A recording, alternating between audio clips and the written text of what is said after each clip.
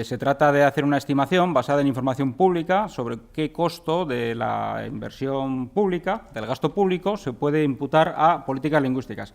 Esto es importante entenderlo bien. Lo que hemos hecho, lo que han hecho nuestros expertos, la gente que ha elaborado esto, que como esos otros estudios son el resultado del trabajo de personas anónimas, pero muy conocedoras de la cuestión, en este caso también básicamente expertos en administraciones públicas, lo que han hecho ha sido tomar los presupuestos de Cataluña del año 2009, del año pasado, y tratar de localizar qué partidas son imputables a políticas lingüísticas. Es decir, ni se ha tomado la totalidad de partidas del presupuesto que son de departamentos enteros, por ejemplo, educación, sino que de las partidas de educación los autores del estudio han aislado aquellas que les ha parecido que son claramente orientadas hacia todo eso que se han llamado políticas de normalización lingüística, en este caso normalmente explicadas como de promoción, defensa del catalán, etcétera.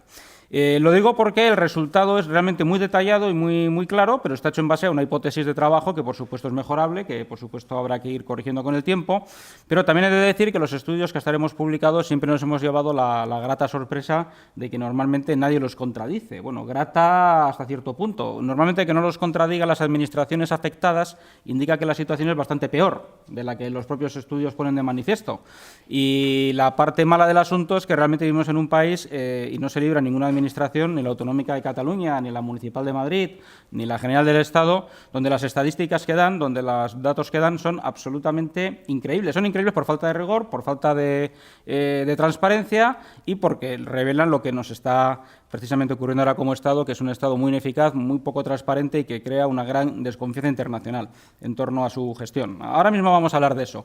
Nosotros justamente en este estudio lo que hemos querido hacer no es discutir en esta ocasión los objetivos políticos como tales de estas inversiones, aunque ya es conocida nuestra oposición a que el Estado en cualquier nivel de administración se entrometa en la vida de los ciudadanos, elimine libertades básicas como la libertad de elección de lengua en sociedades bilingües como es la catalana, etcétera. Hemos querido ir más allá. Hemos querido decir, como ha explicado Ramón antes, ¿qué efectos tiene esto para la sociedad y la economía de Cataluña? Bueno, el efecto es calamitoso. Por eso, precisamente, el título es un poco provocativo, buscando llamar la atención sobre lo que está ocurriendo. Hablamos de la quiebra de Cataluña.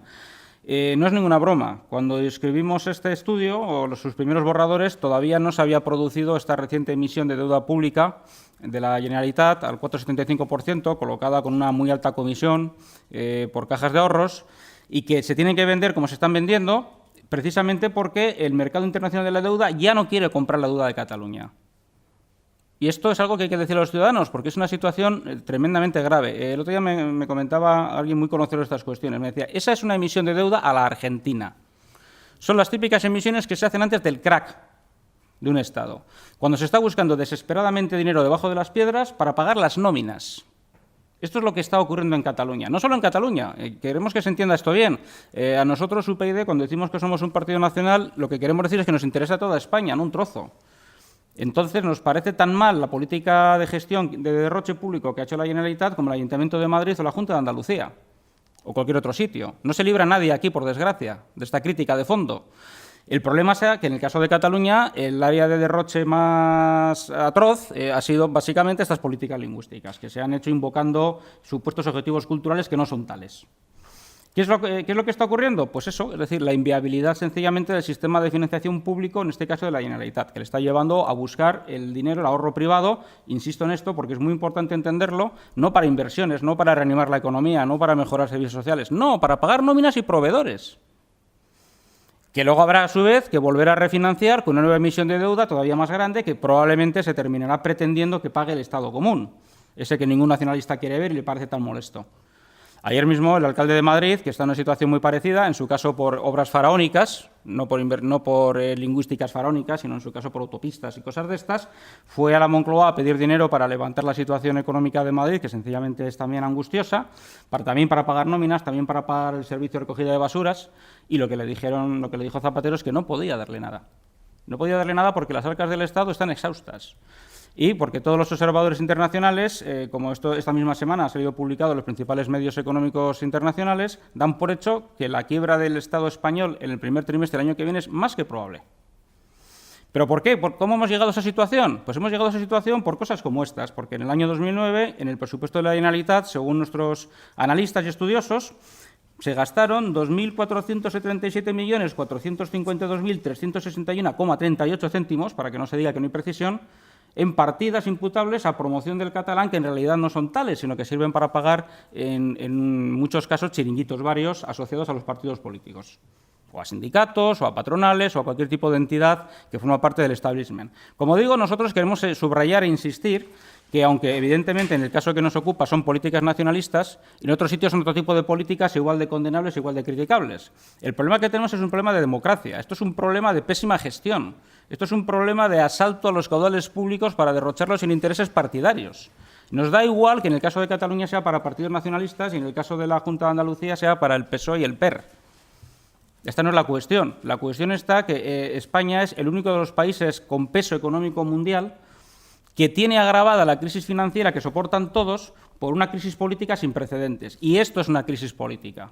El que en el año 2000 a 2008 las políticas, la inversión, si es que se le puede llamar inversión, que sería inadecuado, mejor dicho, el gasto, porque de aquí apenas se produce nada, el gasto en políticas lingüísticas se ha multiplicado 3 veces.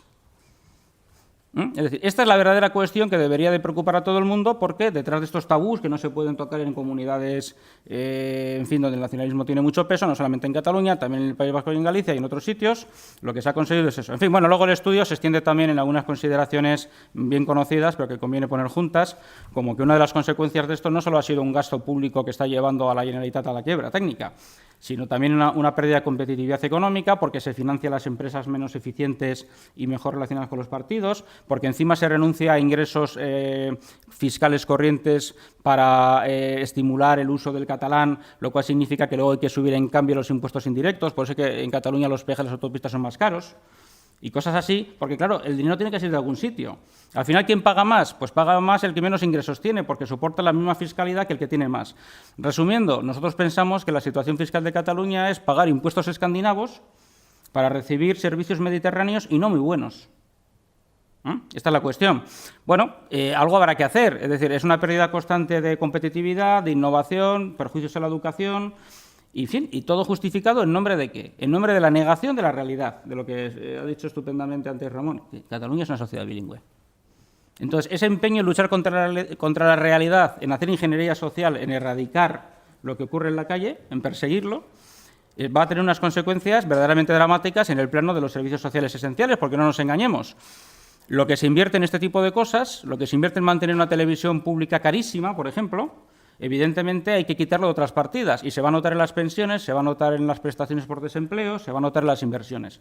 Y cuando además la propia Administración mete mano en el bolsillo de los ciudadanos privados para pagar sus cuentas, lo que está ocurriendo es que está retirando fondos de la economía en un momento en que hay una crisis financiera y no hay créditos para animar la economía. Es decir, es un efecto multiplicador, es una bola de nieve que no se sabe cómo puede terminar, pero sí tenemos precedentes suficientes para ver que las consecuencias ya son graves y van a serlo más en un futuro inmediato. Antes decía el ejemplo ese de cómo esta persona calificaba esta emisión de deuda de la Generalitat de emisión argentina, y lo decía porque eso precedió al famoso corralito. Es decir, va a haber un momento en que si la financiación que se obtiene de manera voluntaria de los bolsillos privados no es suficiente, algún gobernante en España va a tener la tentación de decir, bueno, pues entonces vamos a congelar los fondos de los bancos porque es que necesitamos urgentemente el dinero. Esto va a acabar ocurriendo si no se toman medidas serias. Y nosotros en esto estamos verdaderamente alarmados, lo decimos tanto como partido político como ciudadanos privados, porque lo que observamos es una absoluta huida de la realidad, un absoluto extraer de la campaña electoral, del debate político, las grandes cuestiones como esta, y un centrarse últimamente en mensajes pornográficos para llamar al sentimiento ya de las pasiones más bajas.